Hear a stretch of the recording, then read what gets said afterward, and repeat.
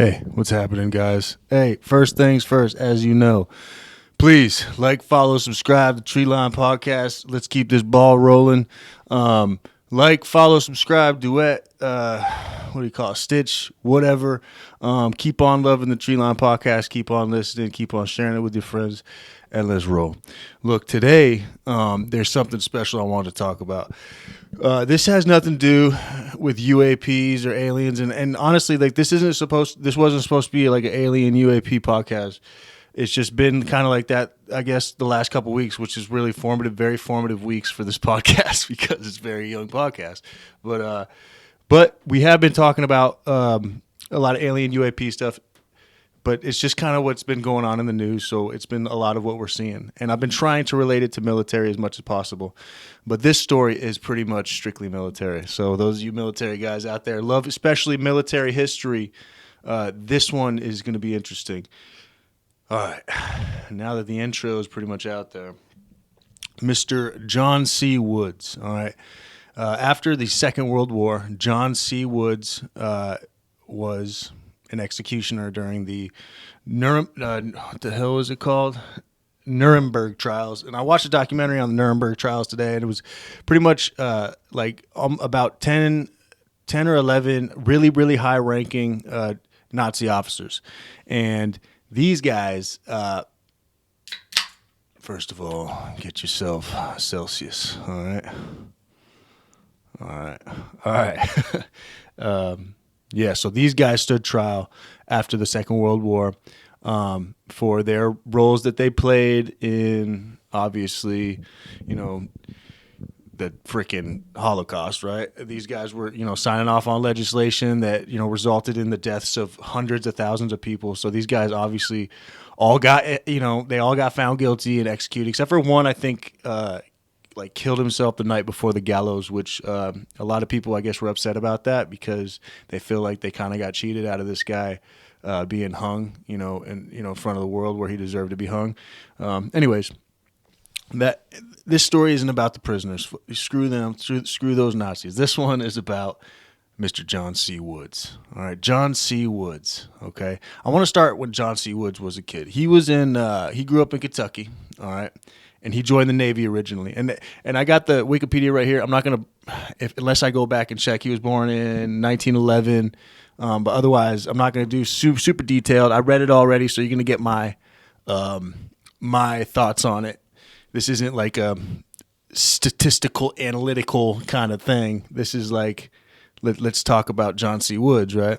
So John C. Woods joined the Navy, and he had some issues in the Navy. He had gotten in some trouble. And when he got in trouble, he actually got in trouble twice. He got in a lot of trouble twice. He actually ended up getting a general court-martial, which those of you that don't know, a general court-martial. Okay, so in the military, we got three types of court-martials, right? We got the special court-martial, the general court-martial, which is definitely the worst one. And then I think before special is like some kind of battalion level court martial. So it's like ran by your battalion. So it's not really like a legal. Well, technically it's a legal thing. But it's not larger than your battalion, I guess. So there goes like battalion level, and then the summary or special court martial, which is like, I think like in a special court martial you can get between like 1 to 3 years potential confinement time, depending on charges given. And then the general court martial, that's like, that's where people go, like murderers, rapists, anybody who do like a capital crime like that end up going to a general court martial. Child molesters, okay? These kiddie porn cats, you know what I'm saying? These dudes, these losers out here. They end up staying in general court martial doing these kind of like really higher level, higher echelon, extreme kind of crimes. Anyway, so he stood at general court martial. I'm not sure. It doesn't really go into how the outcome of that court martial came. The only thing it says is that he ended up getting kicked out. He was evaluated, a psychiatric evaluation, and they had determined that he had some, what was the term for this? Constitutional psychopathic inferiority. What? Constitutional psychopathic inferiority without psychosis. That was the diagnoses that he was given on April 23rd, 1930. Subsequently got him removed from the Navy. But something weird, though, and those of you that don't really understand selective service, like when you turn 18 and you go and sign the selective service waivers, so that in case of, World War III breaks out, like if they need bodies, guess what, my friend, you're on the roster with the rest of us. You know what I'm saying? So, so he got actually pulled back during World War II by that selective service. Like he got pulled back by selective service. So I guess technically that's like a draft. So he got drafted, but the way they termed it in this, I don't know why they termed it that way, but the way they termed it was he had been he abducted, or not abducted. He was inducted into the Army through selective service. That's just a fancy way of saying the dude got drafted, bro. He got drafted. But anyways, going further on, Woods he's not like a stellar dude, man, at the beginning. He came back into the military, this time in the Army. He got drafted into the Army to go to World War II. And he had some weird bullcrap MOS. I'm sorry, there's no such thing as a bullcrap MOS, but it wasn't something special. But I guess he either got bored of it or whatever. But they had come down where they were looking for volunteer guys who wanted to be potential executioners, because we were coming towards the end of the Second World War. A lot of these German soldiers, got executed. You know what I'm saying? A lot of these German officers got executed. So like it was a new job opening. So of course, Mr. Woods, at the time, Private John Woods, signed up for the gig, and he was going to go and become an executioner. And when it's all said and done, I mean, at the end of the story, I can tell you, but I'll tell you now anyways, because not like I'm like doing no cliffhangers. But altogether, I think it's something between like 300 and 350 people throughout his career that he executed. And but I'm saying executed. He executed and or assisted in executions of up to 300 to 350 people. But he had lied to the Army. Once again, stellar soldier, right? Either way, I mean, he told them that he had prior experience as being an assistant hangman in Kentucky. This has not ever been proven. He has no experience. As of before taking the job in the Army, he didn't have any experience whatsoever being a hangman assistant, but he claimed that he did.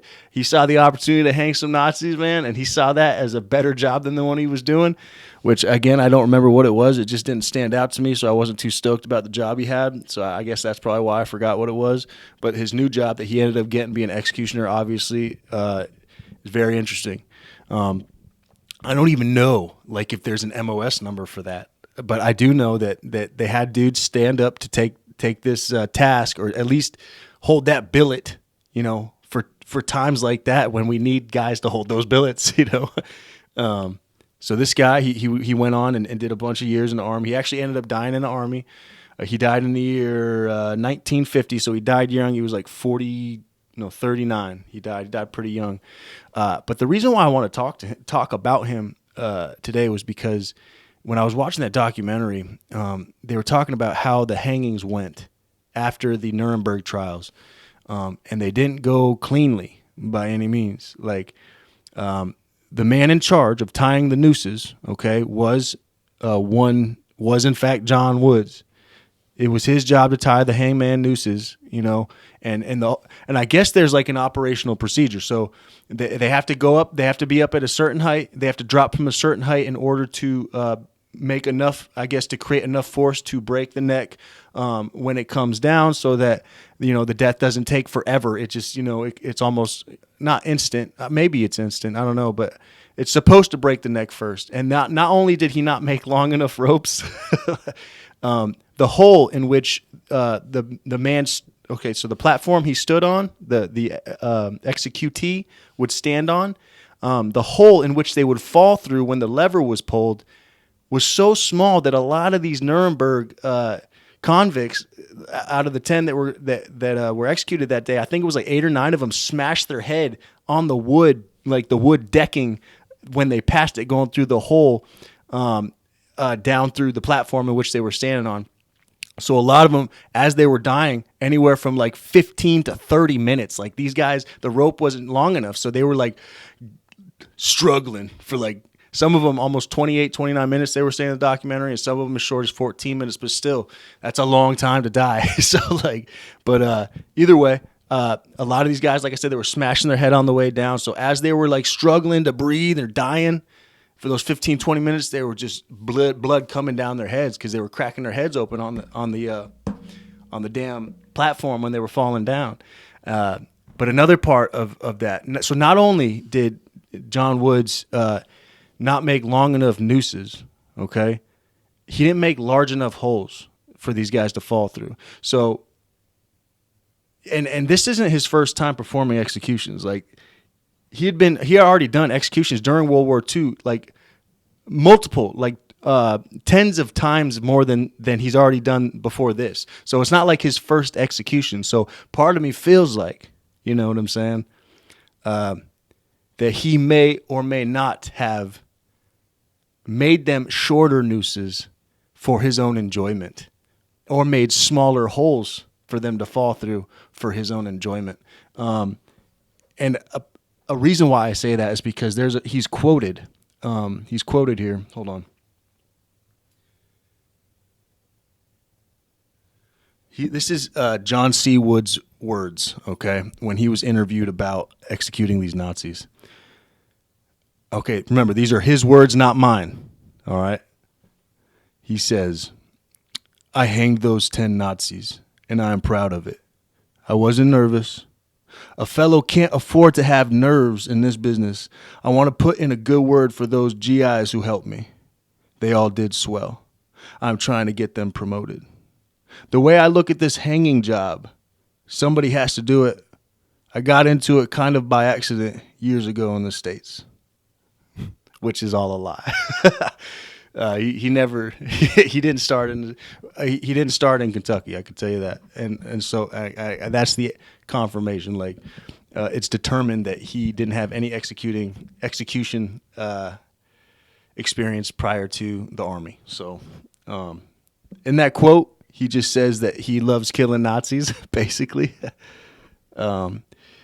Another one more part of this story before I let you guys go, man, is one of the Nazis that went to hang.